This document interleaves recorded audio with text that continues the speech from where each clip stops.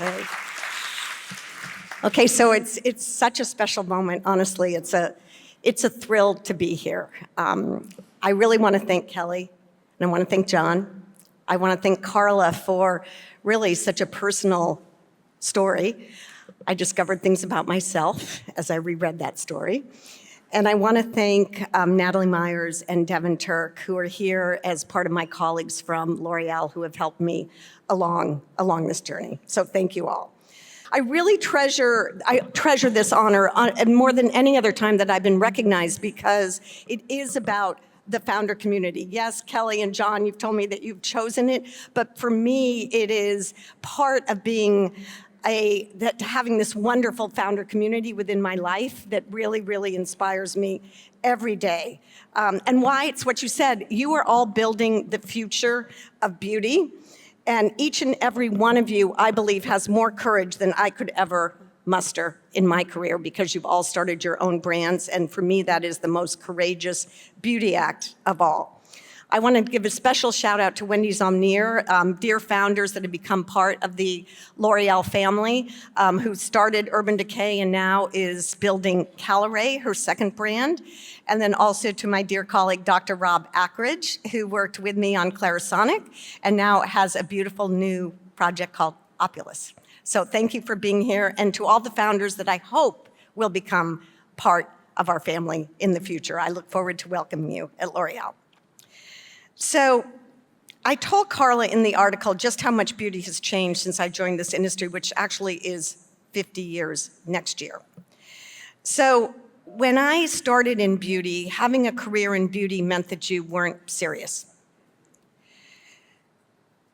In fact, I was encouraged by my now husband, who I met on the job, to get out of beauty and go and work on packaged goods instead. He told me that it really wasn't serious and I had to get a real job.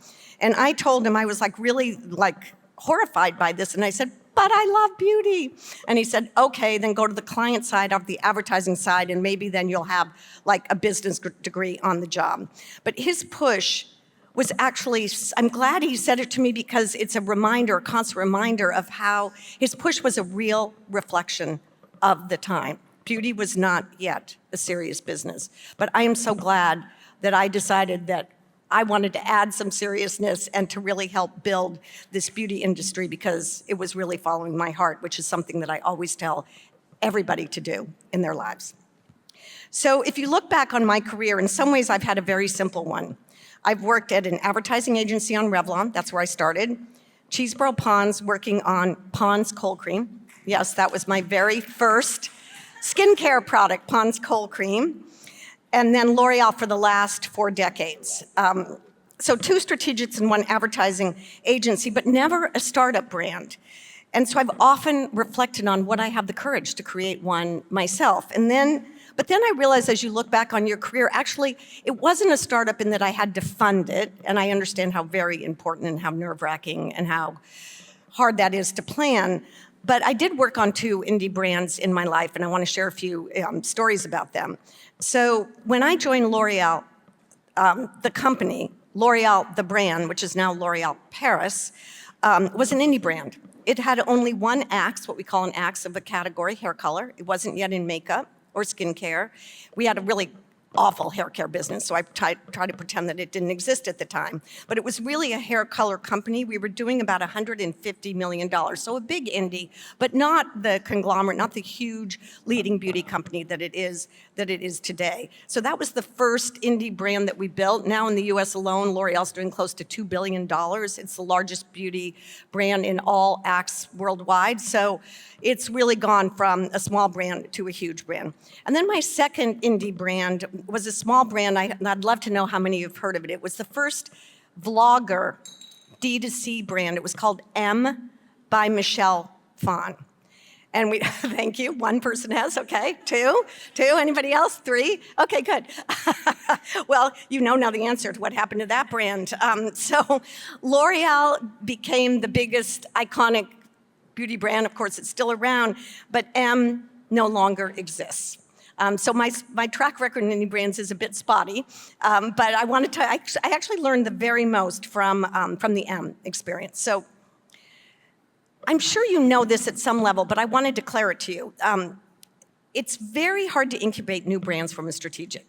You would think there's lots of people, lots of resources. Why aren't big strategics just launching new kind of startup brands, indie brands all the time? And it's really hard because there are so many rules and so many processes that no matter how free you want to be within these big companies, there are degrees of freedom, and there's not the same freedom that you have if you're not attached to a big company. But also the biggest issue is lack of agility. It just takes too long and too many meetings. And I just consider this, it's a fundamental truth, and I consider it really so exciting for founders in this community because there's a huge ecosystem that can be developed alongside the big strategics as they grow. I find it very incompatible. So the second learn that I had with the Michelle Phan project was stand for something. Always stand for something, and stand for something that is not complicated. And then start small. So when we started to work with Michelle, she had come to me and she said, I have this she was an art student at the Sarasota College of Art, and she had created a product called Chiaroscuro after the shadowing of the old master paintings, and she wanted to do the first contouring stick. And so at L'Oreal, I said, great, let's create a whole line around it. And so we did, and 2 years later, we launched a whole full line with 144 SKUs on michellefan.com. And well, I think if we had just put out that one Chiaroscuro, the brand would still be alive today. And that always is resonating in my mind. Keep it simple, stand for something.